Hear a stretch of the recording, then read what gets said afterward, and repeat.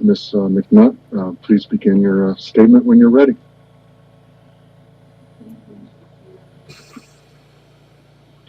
You have the microphone on. Complex VA claims. My name is Betty McNutt. I'm the widow of Ronald Adrian McNutt, Vietnam War veteran. Accompanying me today is my attorney, Mr. Bergman of Bergman and Moore. The Subcommittee on Disability and Memorial Affairs invited me here today to discuss what has become my most complex and now 23-year-old claim. For VA dependency and indemnity compensation. I'm here for two reasons. First, I'm here seeking justice for myself and for my family. I ask VA to correctly and promptly apply the law and grant my claim. Second, I'm seeking justice for other widows and orphans of our Vietnam War veterans. In the audience today is my son, who lost his father and his best friend when he was 12. Also in attendance today is my niece, Sandra Peterson, who's the daughter of a Vietnam War veteran who also died from Agent Orange poisoning. Mr. Chairman, I filed my claim in 1990. This same claim remains pending. I've waited 8,600 days of VA delays and denials. VA erroneously denied my claim 7 times.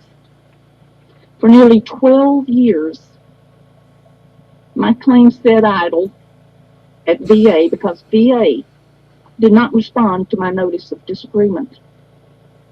The Court of Appeals for Veterans Claims returned my claim to VA 3 times based on errors conceded by the VA. I know that VA is waiting for me to die. Without immediate attention, my claim is destined to sit idle for several more years as I wait, hope, and pray for a resolution. My late husband, Ronnie, was born in Memphis, Tennessee on December 31st, 1947. As a 19-year-old college student, he was drafted into the U.S. Army. Ronnie was deployed to the Vietnam War in 1968 and 69.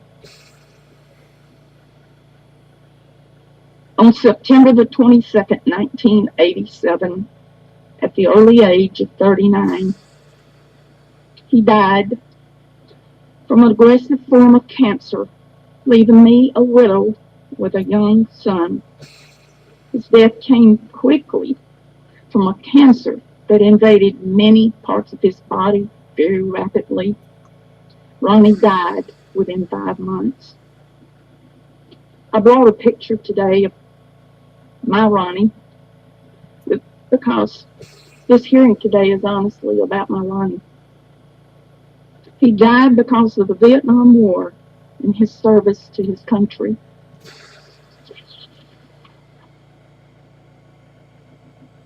On his deathbed, he told me about how he swam in rivers highly contaminated with Agent Orange. Ronnie told me stories about using discarded Agent Orange barrels for barbecue pits. First, VA has not contested that my husband served on the ground in Vietnam. Second, the law presumes veterans on the ground in Vietnam were exposed to Agent Orange. And third, a medical expert provided the VA with 2 Nexus medical opinions concluding that Ronnie's cancer was as likely as not due to his exposure to Agent Orange in Vietnam. VA's Jackson, Mississippi regional office made many mistakes. First, on more than one occasion, the VA applied the wrong legal standards to decide my claim. Second, VA ignored favorable medical evidence to my claim. And third, the VA sought evidence to deny my claim. A lot was taken away from me 26 years ago, and I've done the best that I knew how as a widow to provide for my son, Brandon. The impact of my husband's death on my son was tremendous. Words can't tell you. I have had emotional, physical, and financial distress. For me, I have suffered unimaginable grief from Ronnie's death. For 8,600 days, words cannot express my suffering. Going with my VA benefits has meant going without them, has meant coming home different occasions to a very cold and dark house because my utilities were turned off. It's meant receiving food and clothing from strangers, as I sometimes came up short. It's meant begging for mercy as a repo man stands in my driveway at 2 o'clock in the morning to take my car.